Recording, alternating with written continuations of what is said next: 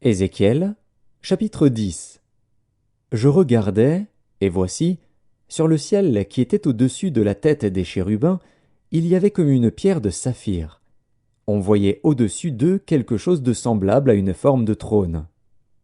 Et l'Éternel dit à l'homme vêtu de lin, « Va entre les roues sous les chérubins, remplis tes mains de charbons ardents que tu prendras entre les chérubins, et répands-les sur la ville. » Et il y alla devant mes yeux. Les chérubins étaient à la droite de la maison, quand l'homme alla, et la nuée remplit le parvis intérieur. La gloire de l'Éternel s'éleva de dessus les chérubins, et se dirigea vers le seuil de la maison. La maison fut remplie de la nuée, et le parvis fut rempli de la splendeur de la gloire de l'Éternel. Le bruit des ailes des chérubins se fit entendre jusqu'au parvis extérieur, pareil à la voix du Dieu Tout-Puissant lorsqu'il parle. Ainsi l'Éternel donna cet ordre à l'homme vêtu de lin, « Prends du feu entre les roues, entre les chérubins. » Et cet homme alla se placer près des roues. Alors un chérubin étendit la main entre les chérubins vers le feu, qui était entre les chérubins. Il en prit, et le mit dans les mains de l'homme vêtu de lin. Et cet homme le prit, et sortit. On voyait aux chérubins une forme de main d'homme sous leurs ailes. Je regardais, et voici, il y avait 4 roues près des chérubins, une roue près de chaque chérubin. Et ces roues avaient l'aspect d'une pierre de chrysolite. À leur aspect, toutes les 4 avaient la même forme. Chaque roue paraissait être au milieu d'une autre roue. En cheminant, elles allaient de leurs 4 côtés, et elles ne se tournaient point dans leur marche.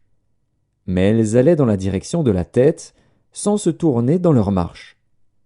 Tout le corps des chérubins, leur dos, leurs mains et leurs ailes étaient remplis d'yeux, aussi bien que les roues tout autour, les 4 roues. J'entendis qu'on appelait les roues tourbillons. Chacun avait 4 faces. La face du premier était une face de chérubin, la face du second une face d'homme, celle du troisième une face de lion, et celle du quatrième une face d'aigle. Et les chérubins s'élevèrent. C'étaient les animaux que j'avais vus près du fleuve du Kébar. Quand les chérubins marchaient, les roues cheminaient à côté d'eux. Et quand les chérubins déployaient leurs ailes pour s'élever de terre, les roues aussi ne se détournaient point d'eux.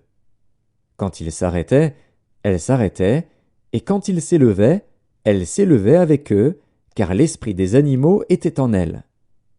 La gloire de l'Éternel se retira du seuil de la maison et se plaça sur les chérubins. Les chérubins déployèrent leurs ailes, et s'élevèrent de terre sous mes yeux quand ils partirent, accompagnés des roues. Ils s'arrêtèrent à l'entrée de la porte de la maison de l'Éternel vers l'Orient. Et la gloire du Dieu d'Israël était sur eux, en haut.